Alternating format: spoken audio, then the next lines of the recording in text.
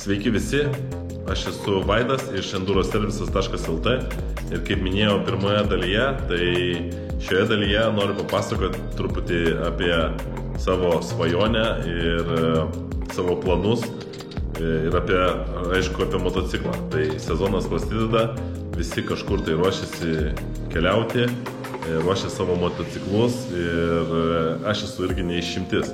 Tai kaip jau galbūt matėt pirmoje dalyje, tai aš nusipirkau praeitais metais Yamaha Tenere motociklą. Kaip tikras lietuvis, aišku, pirkau daužtą. Buvo čia gavęs į priekį gerokai, nulaužta ta šakė. Matosi dar truputį pazulinta apsauga. Daugiau šiaip plius minus viskas yra pakeista. Liko bakas truputį linkęs ir daugiau kaip ir viskas. Iš esmės visą žiemą restauravau šitą motociklą, atkelinėjau. Tai praktiškai žinau nuo iki visą buvau išardęs. Aišku, nelindau į variklį, nes jis ganėtinai naujas, taip pravažiavęs tik 10 000 kilometrų. Tai toks geras apšilimas, kaip sakyt, padarytas motociklui ir tikrai geros būklės. Tai va, tai kam tas motociklas skirtas? Na, kaip ir visi, ir aš neišimtis, turiu svajonių ir kaip ir sakiau, kad užsikabinau ant tokio tipo motociklų, ant tų kelionių, ant Enduro Adventure klasės motociklų ir nuo seno turiu tokią svajonę nuvažiuoti į Le Mano 24 valandas ir tiesiog jas pažiūrėti kaip žiūrovas. Galbūt kas žino mane, tai pažįsta, o kas nežino, tai aš dirbu su sportiniais automobiliais, ralis žiedas ir driftas tiesiog nuo savo jaunystės, tai nuo 2000 metų, tai yra gerokai virš 20 metų ir nesu buvęs nei Le Mans 24 valandose, nei Nürburgringe, nei Formulė 1. Tai vat šiuo metu 42 metai praktiškai ir reikia pildyti savo svajonės, nes, kaip sakoma, kai numirsi, tai galėsi prisiminimus tik tai pasiimti, o visa kita liks čia žemėje. Tai va, tai tą prisiminimų krepšį reikia pradėti pildyti, ne tik dirbti ir daryti darbus kitiems, bet reikia skirti kuo daugiau laiko jau ir savo, nes dar sveikata leidžia ir kas žino, kas bus ryt po ryt, už metų, už 5, gal taip nebebus paprasta keliauti, čia tie karai, visokie marai, dar kažkas, tai yra galimybė, reikia naudotis. Tai va, tai nuoširdžiai linkiu ir kitiem užsispirti ir daryti save truputį laimingesniam, jeigu tai gaunasi. Tai va, tai svajonė tokia, tai tą svajonę aš nusprendžiau išpildyti. Šitą kelionę, aš nežinau, planuoju jau gal kokius turbūt 5 metus. Tai tas main target tai yra Le Manas 24 valandų, bet pradžiai dar aišku norisi pakeliauti ir gal truputėlį arčiau kažkur užsienyje, tai manau šiais metais gal važiuosiu į Nürburgringą. Nes taip sukrito planai, kad nusipirkome Coldplay mylimos grupės bilietus Atėnuose ir būtent gaunasi, kad kai į Le Maną jau reikia išvažiuoti, tai Coldplay koncertas Atėnuose vyksta. Tai va, tai ten toksai galima spėti, viskas ten kaip ir okei, bet jeigu norint pasimėgauti savo svajonės pildymu, tai nes procesas irgi yra dalis to, tai ten reikia neskubėti. Tai ir mėgautis tom. Tai va, o ten gausi šiais metais toksai skubėjimasis, vertimasis per galvą ir nenoriu, kad tai būtų. Tai va, tai aš planuoju daryti tai kitą metą, bet šiais metais, manau, aplankyti savo draugus užsienyje, tai ir tuo pačiu pamatyti Nürburgringo 24 valandas. Tai va, tai svajonėm, bet faktas tas, kad iš viso to išėjo, kad, kaip ir jau galbūt pasakau, su kolega nusprendėm įkurti Enduro servisas motociklų priežiūros tokį servisą. Tai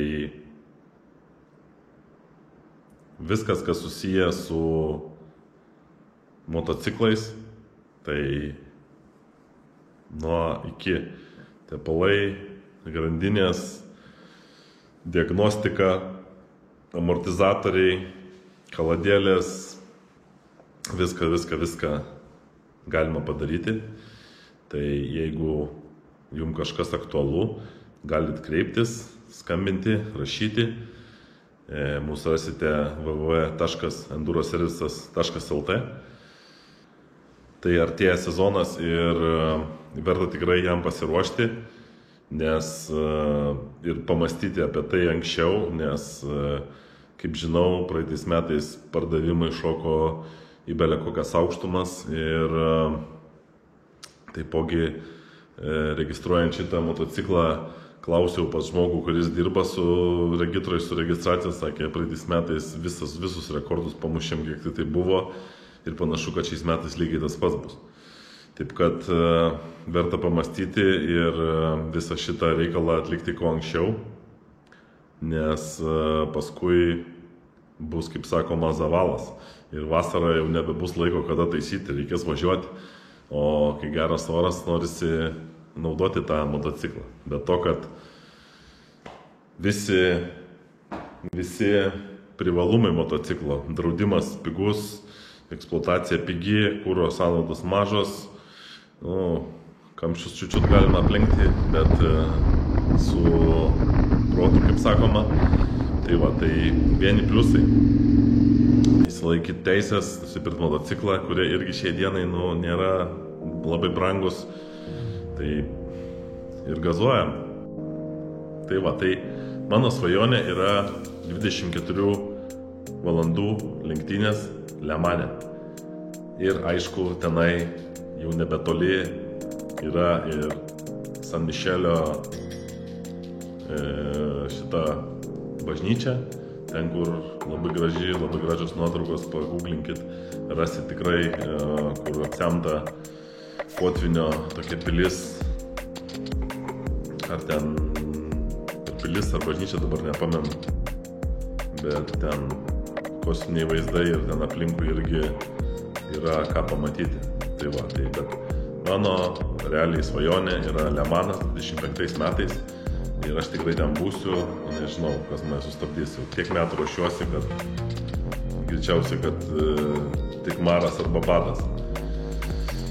Tai va, o šiais metais Nürburgringas. Tai aplankysiu Vokietijoje, Lenkijoje draugus savo senus, kur nesimatėm turbūt 15 metų. Ir Nürburgringą norėčiau pamatyti. Galbūt dar kažkokias vietas aplankyti. Bet daugiau tai iš esmės artimiausių planų tik tai vietoj pakeliauti, Lietuvą pamatyti. Verta.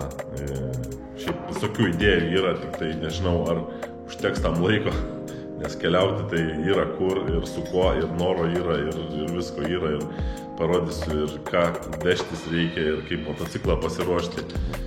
Žodžiu, laukia ilgas kelias ir daug idėjų. Jūs tik tai žiūrėkit, laikinkit, subscribinkit ir dalinkitės to. Ir mes viską padarysim, bus super. Tai va, o ką, mano motociklas, tai ganėtinai apynaujis, to, ką norėjau, to, ką svajojau, labai aš jį įsimylėjau ir kuo toliau, to aš jį labiau myliu. Tai praktiškai čia jisai toks kaip ir be modifikacijų, išskyrus, kad čia tie saugos lankai yra, bet šiaip čia yra Yamaha Tenere 700 Rally Edition. Šis motociklas yra 2022 metų gamybos ir ką, aš jį pirkau daužtą iš Vokietijos praeitais metais, gal apie spalio gale, lapkritį. Parsivežiau iš Vokietijos pats nuvažiavęs apžiūrėti. Nu ir ką, ir va taip va susibildinau savo po truputį. Tai realiai motociklą pirkau už 4-3, plus parvežimas, plus ten viskas, visokios detalės. Tai realiai kažkada užvakar skaičiavau, tai gavosi man 8850. Nu tai realiai 9000 plus minus, nes dar ten, aišku, kažkokių smulkmenų tikrai nepriskaičiavau. Čia tik tai stambiosios visos detalės. Savo darbo valandų, aišku, neskaičiavau, nes čia biznis iškart nesigautų. O iš esmės tai labai uždirbčia neuždirbsi, greičiausiai tik tais gali kažkokį naujesnį motociklą, bet neskaičiuojant savo darbo valandų, jį susikonstruoti ir ten po kažkiek tai laiko, ten po metų parduoti posnę už tą pačią kainą, už kurią susikonstruoji, pavažiavęs 10-15 tūkstančių. Tai va, tai toks tas ir biznis. Šiaip sakau, labai įsimylėjau šitą motociklą ir kuo toliau, to daugiau kaifuoju su juo važiuodamas. Pravažiavau jau realiai turbūt gerokai virš 200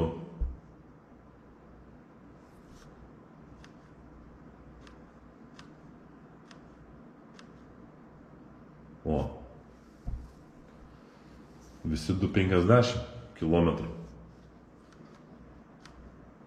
Tai va, tai realiai grubiai nuvažiavęs 10 720 km. Tai čia yra ganėtinai nedaug,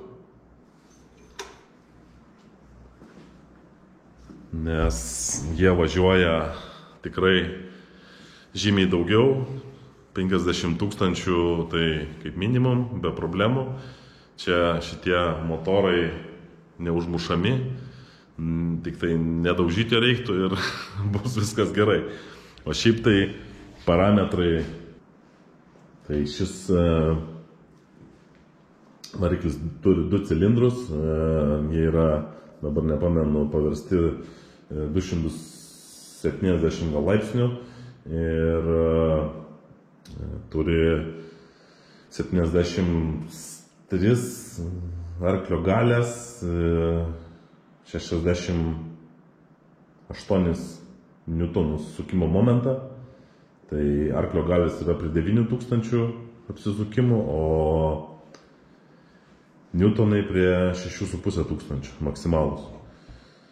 Tai va, tai priekį atversta šakė, reguliuojama, eiga 210 mm, gale paprastas swing arm su vienu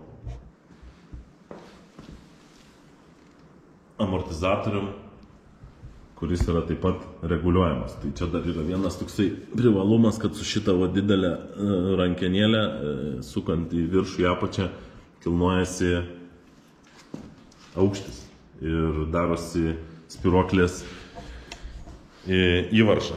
Tai gale amortizatorių taip pat reguliuojasi suspaudimas ir ištraukimas po vieną reguliavimą. Daugiau čia iš to kaip ir viskas. Turi 6 pavaras, standartiškai kaip dauguma motociklų. Nežinau, iš tokių gal minusų, tai kas pas šiuolaikinius motociklus jau būna elektroniškai tai yra cruise controlas, tai yra autopilotas, o toks kaimietiškas. Prisisukiu rankeną ir jinai tiesiog užstringa. Pas rimtesnius modelius jau yra kaip pas automobilius su knopkeliam.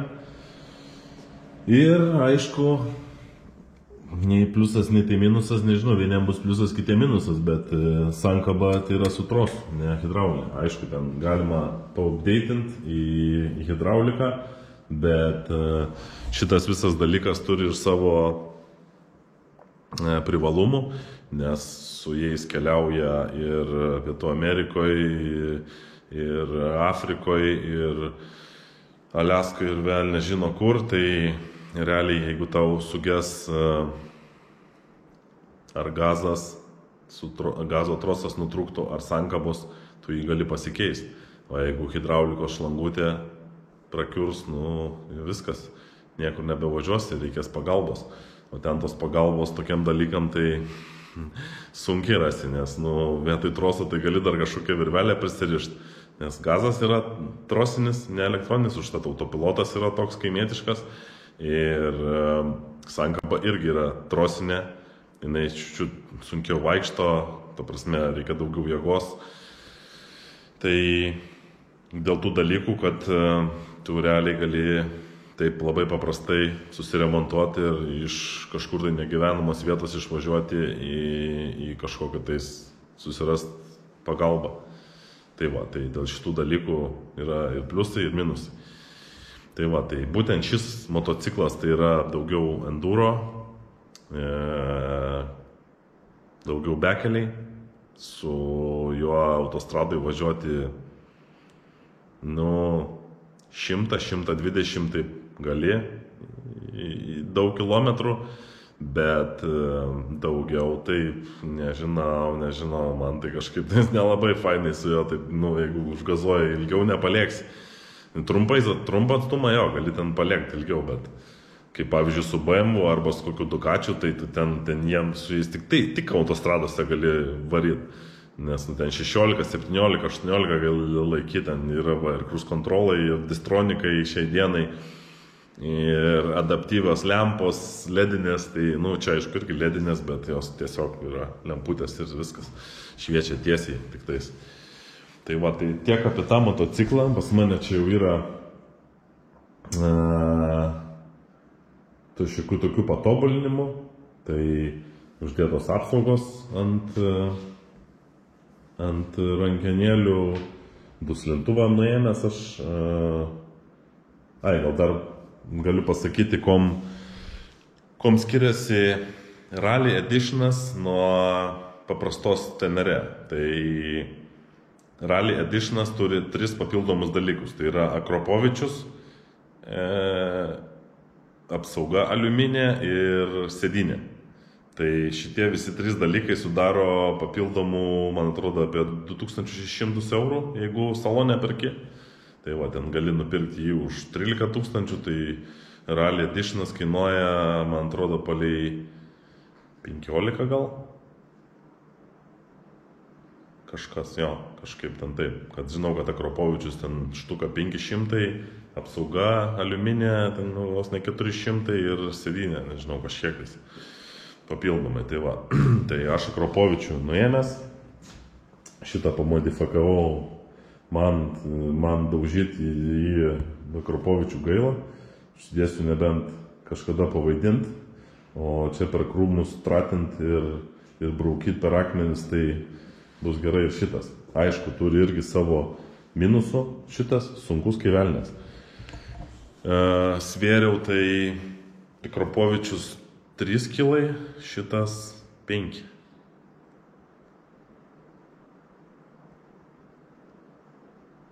Tai skirtumas toks jau motociklui milžiniškas.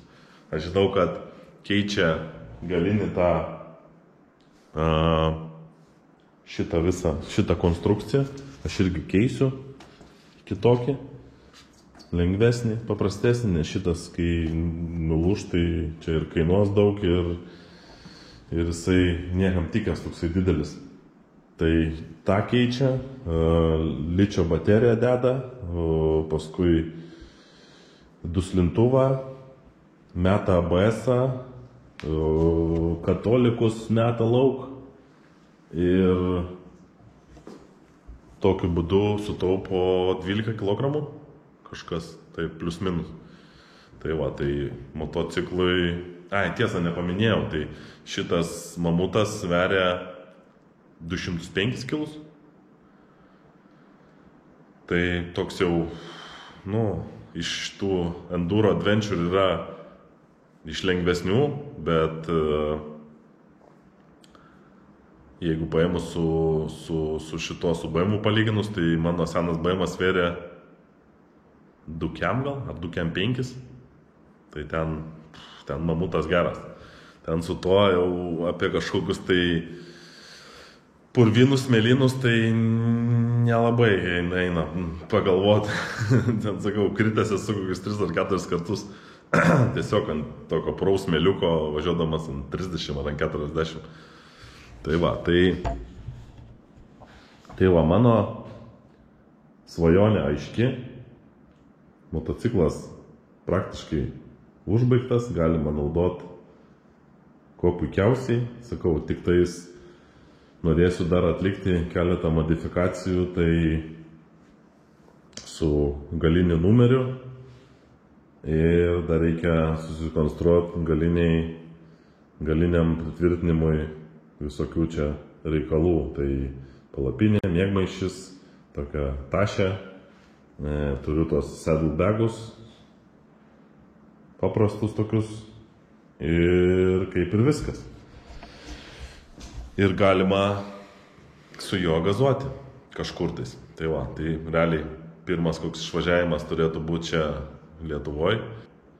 Tai pradžioj pasivėžinimas, manau, kad bus čia Lietuvoje. Galvoju pravažiuoti Camino Lituano. Čia yra 550, man atrodo, kilometrų. Tai va, tai visai smagu būtų, nes jau galima pasukti biškį nuo kelio, tai galima pamatyti visokių vaizdų. Nors ir šiaip tas kelias yra vaizdingas, bet galima kažkur tais jo biškį pavažinėti ir aplinkui, ne vien tik tais plentais. Tai ką žinau, turbūt, sakyčiau, tiek šiam kartui. Kitam kartui esu pamastęs prieš sezoną porą patarimų, kaip pasiruošti motociklą naudojimui. Ir tą reikia daryti dabar, kurias vietas reikia tikrinti, pasižiūrėti, atkreipti dėmesį ir tai bus kitam kartui. Tai va, tai sekanti dalis bus apie motociklo paruošimą, kaip pasiruošti motociklą kitam sezonui ateinančiam. Šiaip iš esmės jis tai jau yra prasidėjęs, bet aišku, tas visas bumas tai bus nuo balandžio 1, nes dabar daug kas nevažiuoja, nes dar ten yra klausimų su padangom, galima, negalima, šitos problemos tos neturi, nes čia yra M+S padangos, Mat plus Now. Tai niekas nieko negali pasakyti, aš jau važiavau ir važinėjau, taip kad tai va, tai kita dalis bus apie motociklo paruošimą, kaip reikia, jūs viską galit patys pasidaryti, pasižiūrėti, pasitikrinti ir čia jokios nėra problemos, bet tiesiog noriu parodyti, perduoti ir kas galit, pasidarysit patys, kas negalit, galbūt pas mus kreipsitės ar į kažkokį kitą motociklų servisą, tai o gal šiaip kažkokių klausimų kils, tai pažiūrėsit, pasakysit. Tai manau tiek šiam kartui, ačiū, kad žiūrit ir iki sekančio video. Ate.